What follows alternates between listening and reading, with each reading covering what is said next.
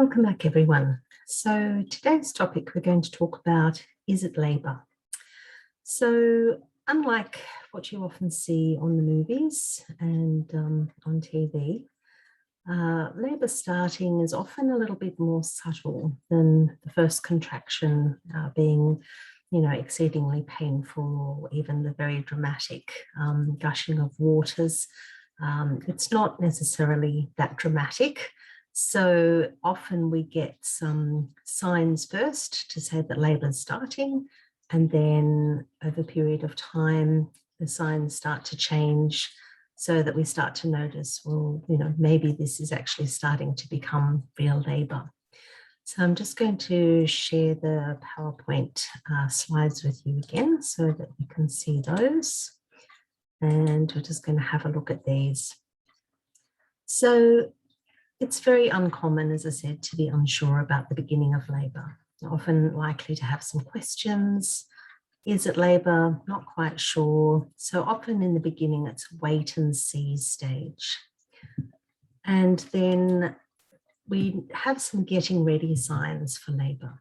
So really the getting ready signs are just saying to you, your body's getting ready. So look at them as positive and encouraging signs to say that, yeah, labour is getting closer. Some of those signs might still be, 2 or 3 weeks out from your baby actually arriving, but just being really patient and recognizing that these are good things, your body just getting ready. And then the labour signs are actually saying, okay, we need to actually get ready, make sure we call the hospital and get ready to travel to the hospital. And that's when you and the midwife think it's the right time. So it's always a good idea to contact the hospital, and you should have a contact number for either the midwives in the delivery suite or midwives as part of a midwifery group practice, so that you contact the hospital. And usually if you have your own obstetrician, the hospital will contact the obstetrician once they know what's happening, or to get further advice. So some of the more, recognizable getting ready signs, and not everyone will get these, so they are possible signs, is more frequent and stronger practice contractions. So we talked a little bit about, as the baby moves down, they're further down in the pelvis, those practice contractions start to be felt in the area around the pelvis. So, that's just telling you that your uterus is warming up, getting ready for labour, and, your baby's getting into hopefully the best possible position, ready to be able to be born. So pressure is very common at this stage, and it's common to have, a few hours sometimes of just more frequent, stronger contractions, especially at the end of the day. And so this is sort of what we call the pre-labour time, which is exciting. But yes, you just need to be, again, very patient with this process. So I'm just going to show you a chart of what contractions overall look like, and we're going to go into more detail on these later, but just to give you a rough idea. So I'm just going to show these to you again. So, and again, thanks to Birth International for this very clear diagram that we can have. So you can see here that the first part of labour, and either what we call early labour or sometimes pre-labour, the contractions are not that strong. They're actually noticeable. So you'll notice that it will climb to a wave and then it will gradually fade again, and then there'll be a break.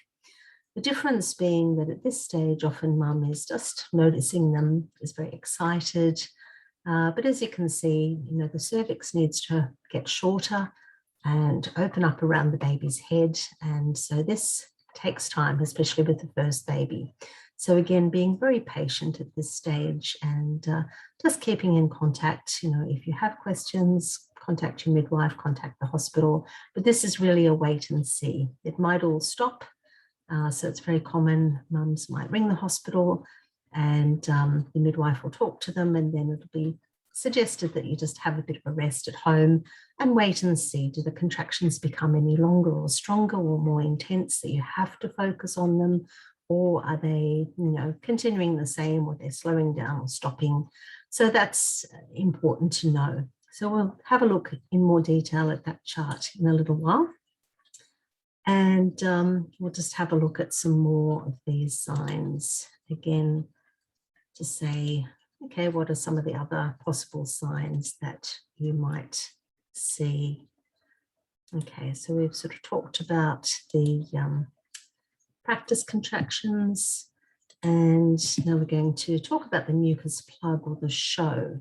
So, you might have just a little bit of light spotting. So as that mucus plug comes away, you might notice that, there's a few spots of blood. If it's nothing more than a pad full, then usually that's within the norm. But definitely, if you're worried about anything, please just contact the hospital and talk to the midwife, and they can give you some advice as to whether they think you should come in. So again, I'm just going to show you the chart that we have looked at before, which was around the baby moving down and then what happens in that instance. So just need to find where it's gone again. It's the fun thing when you minimize lots of things on the computer, sometimes they disappear. There we go. So just to have a look at this again, you can see that there's the mucus plug. So as the cervix starts to ripen or soften, mum might go for a walk. She might notice when she gets home, there's a little bit of mucus plug on her undies. Sometimes it's just in bits and pieces. She might wipe herself and realize that there's quite a bit of mucus on the toilet paper. So, just look out. Sometimes it's not as obvious. But definitely, it's one of the getting ready signs, but this can happen a few weeks before you actually go into full labor. So just keep that in mind. And so I'm just going to stop sharing that one for a minute, and we're just going to go back to our slides again. So the other thing that we also talked about in terms of changes is those bowel changes, just because of the pressure on the rectum, and also, just hormone changes before the birth. It's very common to notice some bowel changes, and some people even, suggest if you're trying to help labor along a little bit, some people have a little bit of spicy food or something that's going to just stimulate the bowels a little bit, and sometimes that can kind of just help things along a little bit. But that's sort of up to you as to whether you feel that you want to do that. Definitely some of the older suggestions that people used to have around castor oil, for example, we don't recommend that anymore. Sometimes that can lead with a little bit too much intensity. So, just take it easy, just see what's happening. So the other thing that you might notice is what some people will call nesting. So this can happen in all parents. It can take different forms, but sometimes just a feeling of lots of energy of wanting to clean or to cook or to shop or rearrange, finish projects and get ready for the baby arriving. So if you notice these signs, be happy that you're starting to show those different signs, and then just kind of be patient and wait and see, and definitely call the hospital if you're worried about anything. And so the next step that we look at is just looking at the actual labour signs. So how the labour signs different. There's really two main signs that we look for. So again, just going to just go back for 1 minute. Okay, I'll just share this again. So you can see that often if we have regular strong contractions lasting for about 5 seconds to a minute, where you really need to stop and focus on the contraction. So that's what we sort of call a real contraction. So before that, you might have had that question mark, is it labor? Is that a real contraction? But then you might have a contraction where it's like an exclamation mark that says, yes, this is really labor. And just keeping in mind that depending on how the baby's sitting, contractions can be felt in the front and the pelvic area. It can be felt in the lower back as well. So it's different to normal kind of aches and pains in the back, in that you actually feel it intensifying and then ebbing as the contractions do, in the sort of wave-like pattern that they have. Or sometimes people have both the front and back. So that might change over the course of the labour, but definitely if you're getting lower back discomfort, that can be one of the signs. And the other big sign is just the membranes rupturing. So sometimes that's more dramatic. And again, just sort of sharing with you just another slide here of, find my slide again. There we go. So if you have a look at the membranes in front of the baby's head there, if the membrane there gives way, then often you will have a gush of fluids. So you might initially feel a bit of a trickle, and then it's just about a cup full of fluid in front of the baby's head that will come away. So definitely if you notice that, contact the hospital, and the midwife will talk to you about what you need to do further. And we'll talk about it in a little bit more detail later on.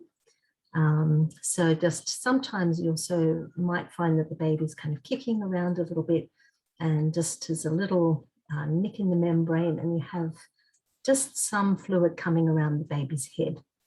And that might be just a trickle. So definitely if you're sitting down for a while and you stand up and you notice there's quite a bit of moisture, it might be worth putting a pad on for a little while and then just checking it out after an hour or so, and just keeping in mind that that can all reseal itself. So again, if you're not sure, contact the hospital and just get some advice as to what the midwife thinks you should do there. So those are the main signs that we look for in terms of the labour.